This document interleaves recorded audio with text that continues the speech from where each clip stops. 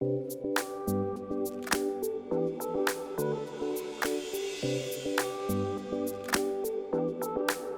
the start, the mandate was to bring in color throughout the house, and it was an absolute joy to work on this project.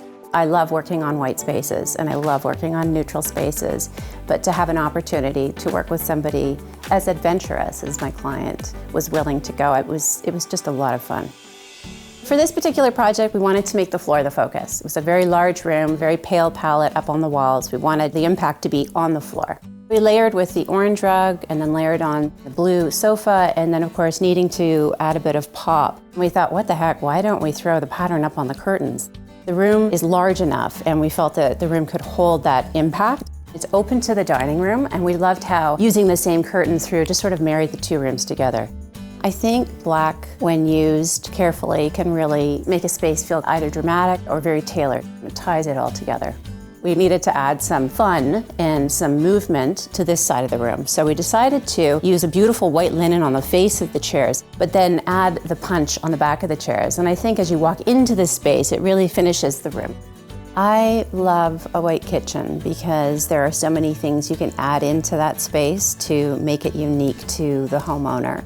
You can add some interest in the countertops, the bar stools can be fun. Throwing down the striped runner makes that space feel much more playful and ties it in nicely to the breakfast room. There's a very large blue rug with splashes of white starburst pattern throughout. And then what we did is we tempered it with a curtain fabric that has a dark navy brush stroke running through it in a very different scale. And I think the two complement each other. I think in the front hall, it's a perfect place to take a risk. It's a space that you're greeting your friends and your family. I mean, it's the first thing that you see when you walk in the house. And in this case, my client was very much up for taking a risk. She loved the chair. When we discussed yellow, it was a bit of a jump for her, but it was an absolute winner. It looks perfect to this space, and I think she's really happy she went for it. I love using wallpaper. It does reflect the personality of whoever's inhabiting that room. We used a Colin Sun birch wallpaper. It very much reflects my client's love of the outdoors. It also kind of just sets the tone. Like you walk in and you see something like that and you think, wow, what's around the next corner? We really liked the idea of putting the blue against this very neutral wallpaper. The master bedroom is enveloped with this neutral backdrop and then this more intense blue rug. And then we played with different tones of blue to give the space a sense of calm.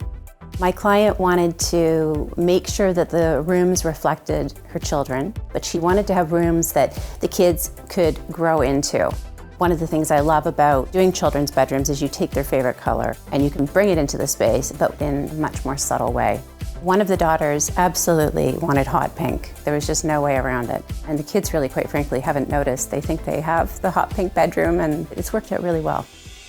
I love using color, but I love using color juxtaposed against a neutral space. And if you don't feel as adventurous as perhaps this client was, just infuse the space with a little bit. I think you'd be really, really surprised with how much you really can live with color.